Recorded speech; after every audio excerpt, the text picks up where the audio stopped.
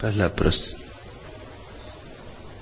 भगवान, खाओ पियो और मौज उड़ाओ, चारवाकों का यह प्रसिद्ध संसार सूत्र है। नाचो गाओ और उत्सव मनाओ, यह आपका संन्यास सूत्र है। संसार सूत्र और संन्यास सूत्र के भेद को कृपा करके हमें समझाएं। नरेंद्र, खाओ पियो और मौज उड़ाओ, चारवाकों के लिए यह साधन नहीं है, साध्य है। बस इस पर ही पर समाप्ति है, इसके पार कुछ भी नहीं है। जीवन इतने में ही पूरा हो जाता है। इसलिए तो उनको चारवाक नाम मिला। यह शब्द समझने जैसा है। चारवाक बना है चारु वाक से। चारु वाक का अर्थ होता है प्यारे वचन, प्रीतिकर वचन। अधिकतम लोगों को यह प्रीतिकर लगा कि बस खाओ पियो मौज उड़ाओ, इसके पार कुछ भी नहीं। 100 में से 99 लोग चारवाक के अनुयायी हैं, चाहे वे मंदिर जाते हों, मस्जिद जाते हों, गिरजा जाते हों, इससे भेद नहीं पड़ता। हिंदू हो, मुसलमान हो, ईसाई हो, इससे भेद नहीं पड़ता। जिंदगी उनकी चारवाक की ही है। खाना पीना और मौज उड़ाना, यही उनके जीवन की परिभाषा है। कहें चाहे ना कहें, जो कहते हैं वे तो शायद ईमानदार हैं, जो नहीं कहते हैं वे बड़े बेईमान हैं। उन नहीं कहने वालों के कारण ही जगत में पाखंड है। मैं कल ही एक संस्मरण देख रहा था। महात्मा गांधी ने पंडित जवाहरलाल नेहरू के पिता पंडित मोतीलाल नेहरू को एक पत्र लिखा, क्योंकि उन्हें खबर मिली कि मोतीलाल नेहरू सभा समाज में, क्लब में लोगों के सामने शराब पीते। तो पत्र में उन्होंने लिखा कि अगर पीनी ही हो तो कम से कम अपने घर के एकांत में तो पिए। भीड़ भाड़ में लोगों के सामने पीना यह शोभा नहीं देता। मोतीलाल नेहरू ने जो जवाब दिया वह बहुत महत्वपूर्ण है। मोतीलाल नेहरू ने कहा, आप मुझे पाखंडी बनाने की चेष्टा ना करें। जब मैं पीता ही हूं तो क्यों घर में छिप के पीऊं? जब पीता ही हूं तो लोगों को जानना चाहिए कि मैं पीता हूं। जिस दिन नहीं पीऊंगा उस दिन नहीं पीऊंगा। आपसे ऐसी आशा न थी कि आप ऐसी सलाह देंगे। अब इन दोनों में महात्मा कौन है? इसमें मोतीलाल नेहरू ज्यादा ईमानदार आदमी मालूम होते, इसमें महात्मा गांधी ज्यादा बेईमान मालूम होते। महात्मा गांधी की मानकर ही तो सारा मुल्क बेईमान हुआ जा रहा है। बाहर कुछ भीतर कुछ। घर में लोग शराब पी रहे हैं और बाहर शराब के विपरीत व्याख्यान दे रहे हैं।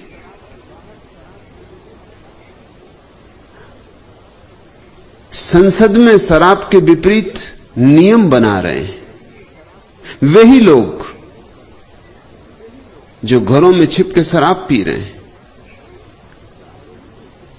एक चेहरा छिपाने का, एक चेहरा बताने का। दिखाने के दांत कुछ और,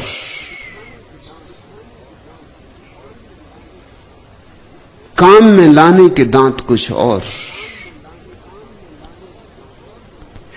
लोगों को गौर से देखो तो तुम ना तो किसी को हिंदू पाओगे, ना किसी को मुसलमान, न जैन, न बौद्ध, तुम सबको चार्वाकवादी पाओगे। फिर ये हिंदू, जैन, मुसलमान भी जिस स्वर्ग की आकांक्षा कर रहे हैं, वह आकांक्षा बड़ी चार्वाकवादी है। मुसलमानों की बहिश्त में शराब के झरने बहते, बेचारा चार्वाक तो यहीं की छोटी मोटी शराब से राजी है, कुल्हड़ कुल्हड़ पियो उससे राजी, मगर बहिश्त के फरिश्ते कहीं कुल्हड़ों से राजी होते? झरने बहते, जी भर के पियो, डुबकी मारो, तैरो शराब में, तब तृप्ति होगी।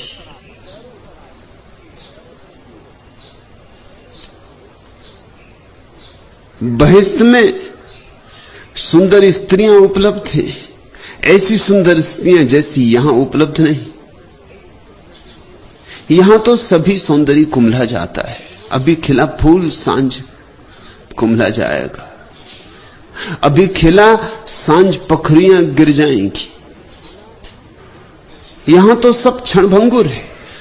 तो जो ज्यादा लोभी हैं और ज्यादा कामी हैं, उन्होंने स्वर्ग की कल्पना की है। वहां स्त्रियां सदा सुंदर होती, कभी वृद्ध नहीं होती। तुमने कभी किसी बूढ़े देवता या बूढ़ी अप्सरा की कोई कहानी सुनी?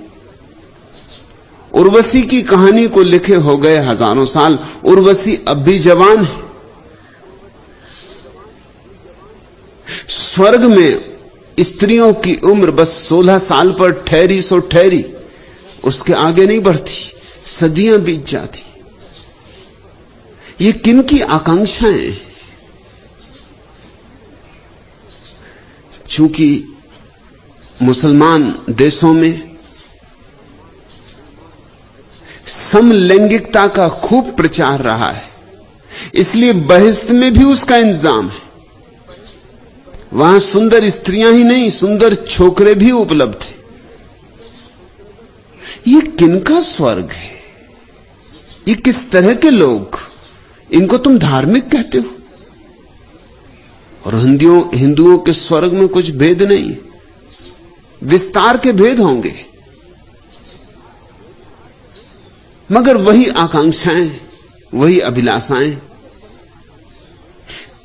हिंदुओं के स्वर्ग में कल्पवृक्ष, जिसके नीचे बैठते ही सारी इच्छाओं की तत्क्षण तृप्ति हो जाती। तत्क्षण, एक क्षण भी नहीं जाता।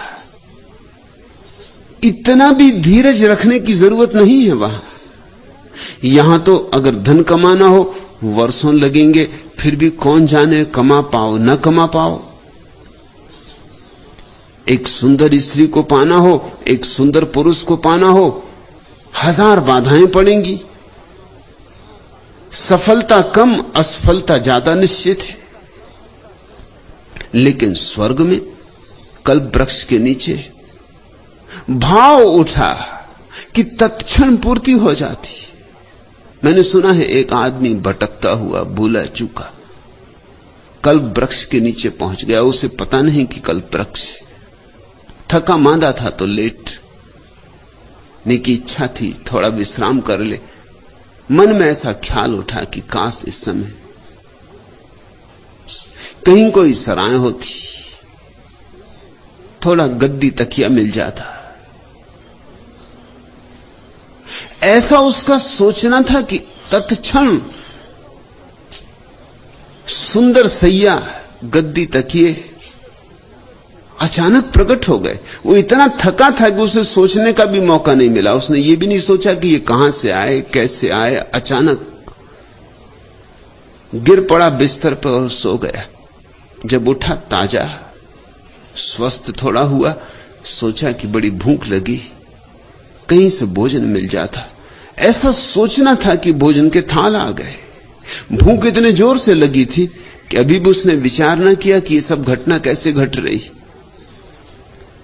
भोजन जब कर चुका तब जरा विचार उठा, नींद से सुस्ता लिया था, भोजन से तृप्त हुआ था। सोचा कि मामला क्या है, कहां से ये बिस्तर आया। मैंने तो सिर्फ सोचा था। कहां से ये सुंदर सुस्वादु भोजन आया, मैंने तो सब सोचा था। आसपास कहीं भूत प्रेत तो नहीं कि भूत प्रेत चारों तरफ खड़े हो गए। घबराया, कहा कि अब मारे गए, बस उसी में मारा गया।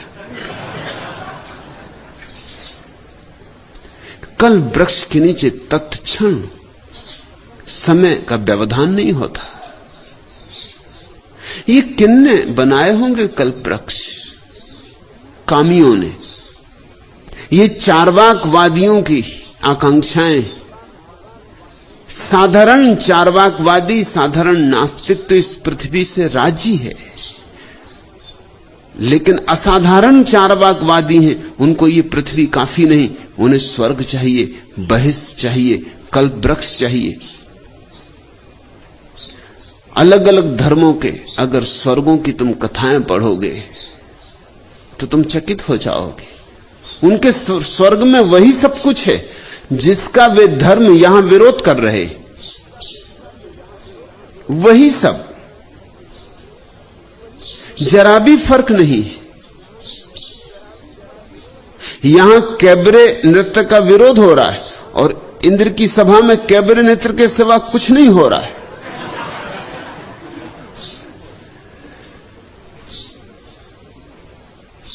और उसी इंद्रलोक में जाने की आकांक्षा है। उसके लिए लोग धुनी रमाए बैठे, तपश्चर्या कर रहे हैं, सिर के बल खड़े, उपवास कर रहे हैं। सोचते हैं कि 4 दिन की जिंदगी है, इसे तो दांव पे लगा के तपश्चर्या करके एक बार पालो स्वर्ग तो अनंत कालीन। तुम्हें वे नासमझ समझते क्योंकि तुम क्षणभंगुर के पीछे पड़े हो। स्वयं को समझदार समझते क्योंकि वे शाश्वत के पीछे पड़े। तुमसे वे बड़े चार्वाकवादी, खाओ पियो और मौज उड़ाओ, यही उनके जीवन का लक्ष्य भी है। यही नहीं, आगे भी, परलोक में भी। उनके परलोक की कथाएं तुम पढ़ो तो वृक्ष हैं वहां जिनमें सोने और चांदी के पत्ते और फूल हीरे जवाहरातों के। ये किस तरह के लोग हैं?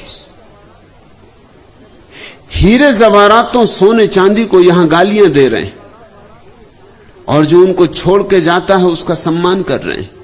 और स्वर्ग में यही मिलेगा। जो यहां छोड़ोगे वही अनंत गुना वहां मिलेगा। तो जो यहां छोड़ता है अनंत गुना पाने को छोड़ता है, और जिसमें अनंत गुना पाने की आकांक्षा है वो क्या खाक छोड़ता है? यहां 100 में 99 व्यक्ति चार्वाकवादी हैं, इसलिए चार्वाकों को दिया गया शब्द बड़ा सुंदर है। धार्मिक पंडित पुरोहित तो उसका कुछ और अर्थ करते हैं, वो अर्थ भी ठीक है। वो तो कहते हैं कि चरने चराने में जिनका भरोसा है वो चार्वाक। लेकिन मूल शब्द चारुवाक से बना है, मधुर शब्द जिनके शब्द सबको मधुर है। चार्वाकों का एक और नाम है लोकायत, वह भी बड़ा प्रीतिकर नाम है। लोक को जो भाता है वह लोकायत, अधिक लोगों को जो प्रीतिकर लगता है वह लोकायत। लोक के हृदय में जो समाविष्ट हो जाता है वह लोकायत।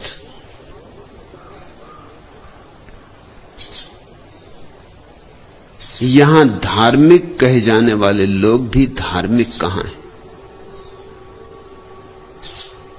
तुम जरा सोचना, अगर परमात्मा प्रकट हो जाए तो तुम उससे क्या मांगोगे? जरा सोचना क्या मांगोगे। अगर परमात्मा कहे कि मांग लो 3 वरदान, क्योंकि पुराने समय से हर कहानी वो 3 ही वरदान, पता नहीं क्यों 3।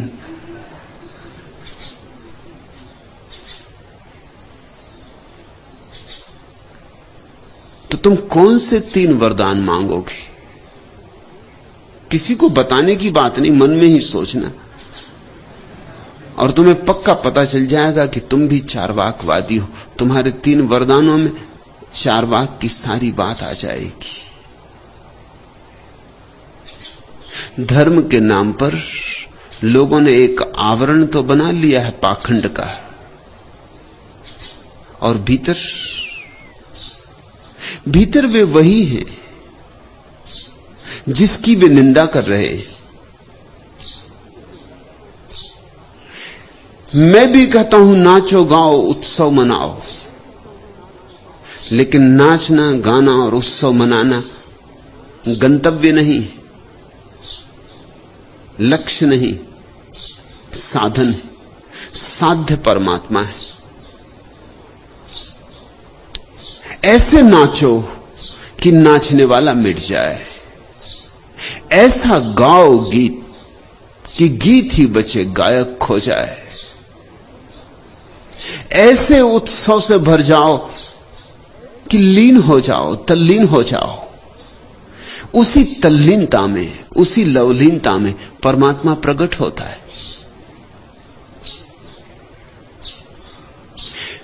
मैं तुमसे ये नहीं कहता कि खाओ भी मत, पियो भी मत, मौज भी मत उड़ाओ। मैं कहता हूं खाओ पियो मौज करो, परमात्मा इसके विपरीत नहीं है, लेकिन इतने पर समाप्त मत हो जाना। चार्वाक सुंदर है मगर काफी नहीं। सीढ़ी बनाओ चार्वाक की, मंदिर की सीढ़ी का पत्थर चार्वाक से बनाओ, लेकिन मंदिर में जाना है, मंदिर के देवता से मिलन करना है, और वह देवता उन्हीं को मिल सकता है जो उत्सवपूर्ण है, जिनके भीतर गीत की गूंज है, जिनके ओंठों पर आनंद की बांसुरी बज रही है, जिन्होंने पैरों में घुंघर बांधे भजन के, अर्चन के, जिनकी आंखें चांद तारों पर टिकी हैं, जो रोशनी के दीवाने तमसो मां ज्योतिर्गमय, जिनकी एक ही प्रार्थना है कि हे प्रभु ज्योति की तरफ ले चल। अस्तो मां सदगमे, असत से सत की तरफ ले चल। जिनके प्राणों में बस एक ही अभीप्सा है,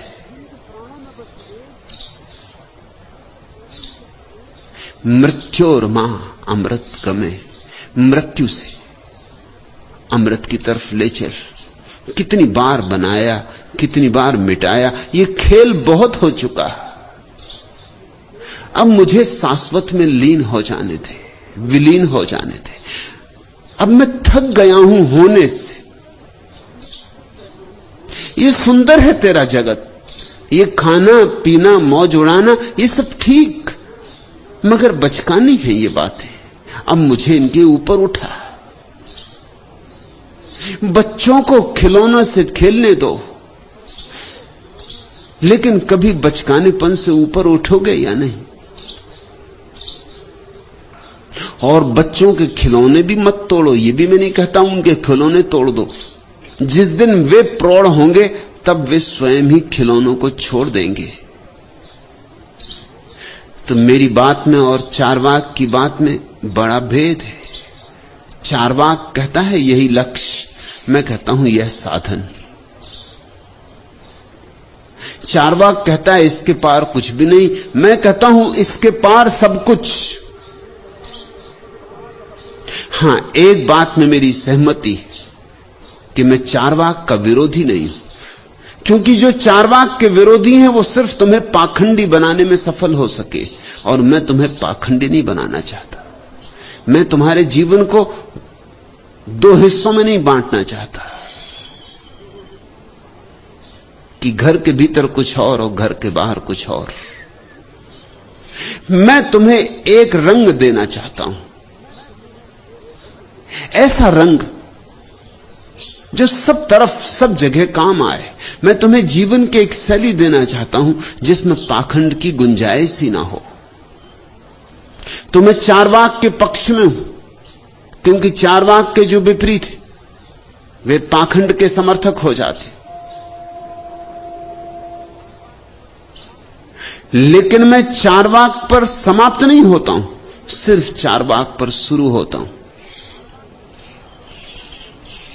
चारवाक के लिए सन्यास जैसी तो कोई चीज है ही नहीं। माया है, झूठ है, असत्य है।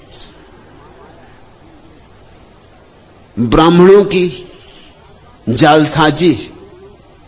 चारवाक के लिए सन्यास जैसी बात तो सिर्फ धूर्तों का जाल है। मेरे लिए सन्यास जीवन का परम सत्य, परम गरिमा है। चारवाक के लिए संसार सत्य है, सन्यास झूठ है।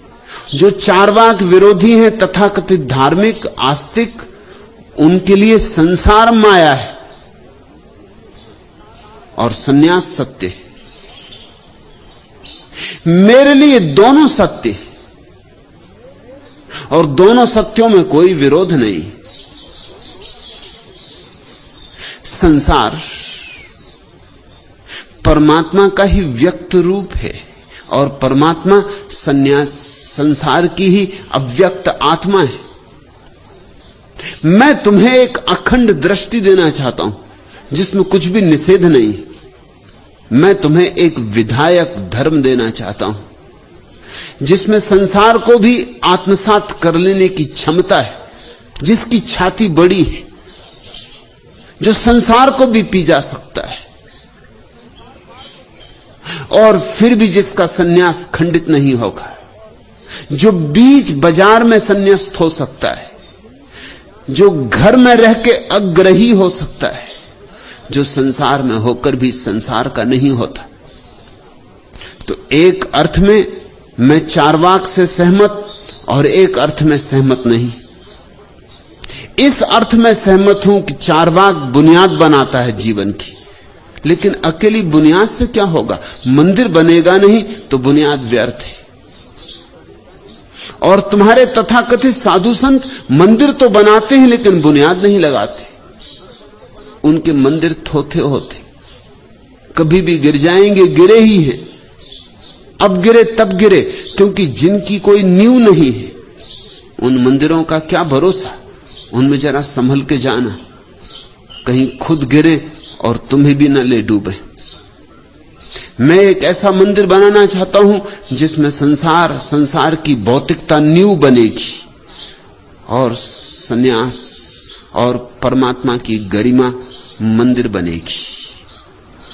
मैं तुम्हें एक ऐसी दृष्टि देना चाहता हूं जिसमें किसी भी चीज का विरोध नहीं है, सभी चीज का अंगीकार है। और एक ऐसी कला, रूपांतरण का एक ऐसा रसायन देना चाहता हूं जिसमें हम पत्थर में भी परमात्मा की मूर्ति खोजने में सफल हो जाएं और जहर को अमृत बनाने में सफल हो जाएं। यह हो सकता है। और जब तक यह नहीं होगा, इस पृथ्वी पर दो ही तरह के लोग होंगे। जो ईमानदार होंगे वो चारवाकवादी होंगे, जो बेईमान होंगे वो आस्तिक होंगे, धार्मिक होंगे। ये कोई अच्छे विकल्प नहीं है कि ईमानदार आदमी को तो चारवाकवादी होना पड़े और धार्मिक आदमी को बेईमान होना पड़े। ये कोई अच्छे विकल्प नहीं है। हमने दुनिया को चुनने के लिए कोई ठीक ठीक राह नहीं दी।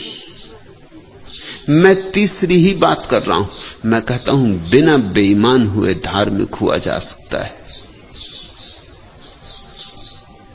लेकिन तब चारवाक को अंगीकार करना होगा।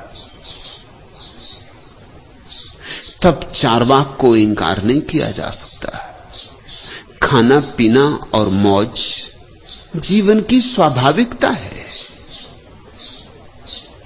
जिन ऋषियों ने कहा अन्नम ब्रह्म, उन्होंने ये समझा होगा तभी कहा। अन्न को जो ब्रह्म कह सके, सोचकर कहा होगा, अनुभव से कहा होगा। अन्न को ब्रह्म कहने का क्या अर्थ हुआ? इसका अर्थ हुआ कि भोजन में भी उसको ही अनुभव करना, स्वाद में भी उसका ही स्वाद लेना। यही चारवाक को बदलने की कीमिया हुई।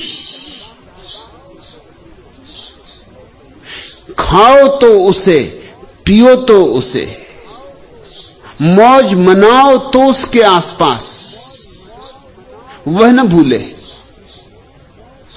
और परमात्मा को हमने कहा रस रूप, रसो वैसा। और क्या चाहिए?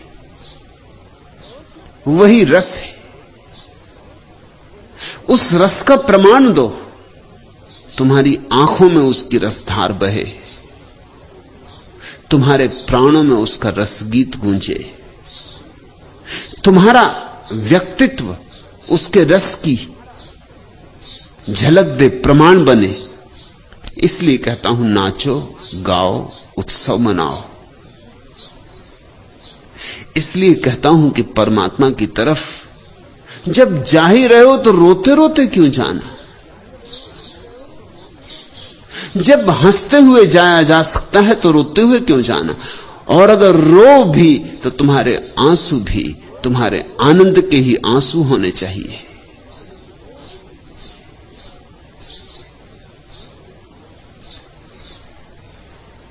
जलो भी तो उसकी आग में जलना, और जब उसकी आग में कोई जलता है तो आग भी बड़ी शीतल होती, और जब उसकी आग में कोई जलता है तो आग भी जलाती नहीं, केवल निखारती।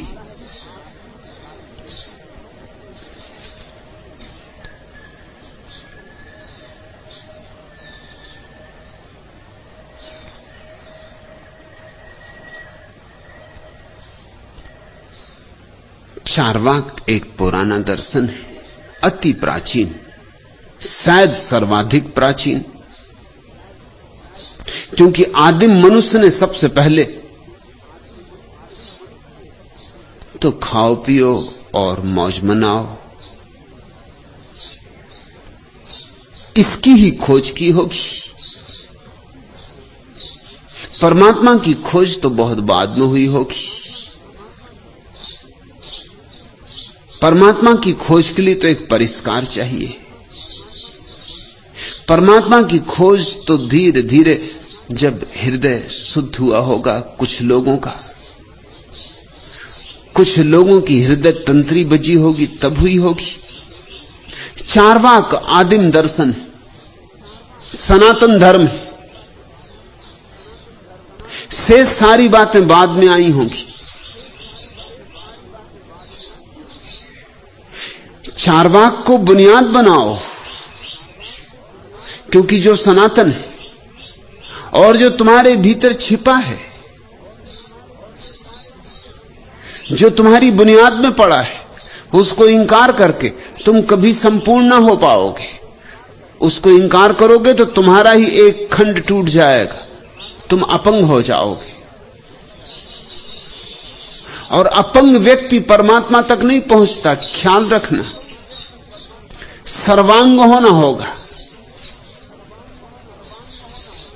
तुम्हें अपनी सर्वांग सुंदरता में ही उसके तरफ यात्रा करनी होगी। लेकिन लोग प्रगट में चारवाक नहीं। अब मैं पार्लियामेंट के अनेक सदस्यों को जानता हूं जो शराबबंदी के लिए पीछे पड़े और शराब पीते। मैं उन्हें उनसे पूछा भी है कि तुम जब शराब पीते हो, खुद पीते हो, तो शराबबंदी के खिलाफ में